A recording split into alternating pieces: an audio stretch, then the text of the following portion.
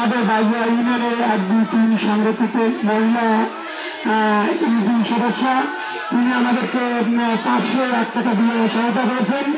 আমাকে আমাদের মন্দির এবং কমিটির পক্ষ থেকে আন্তরিকভাবে শুভেচ্ছা ও অভিনন্দন জানাচ্ছি। আসলে আপনারা জানেন, আমরা যে দূর দূরান্ত যেখান থেকে আসি না কেন, এটা একটা ব্যয়বহুল খরচ। তাই আপনারা যে দান বিভক্ত আছেন এবং যারা দান করতে ইচ্ছুক আছেন, তারা আমাদের মন্দিরে দান পাশে আমাদের ভাইরা এবং আমাদের দাদারা বসে আছেন। আপনারা সেখানে বাবার জন্য বা বাবার ধানের জন্য আপনারা কিছু রেখে দিতে পারেন। আমি সকল ভক্তের প্রতি দৃষ্টি আকর্ষণ করে বলছি, কোনো ভক্ত যদি কিছু দিতে চান,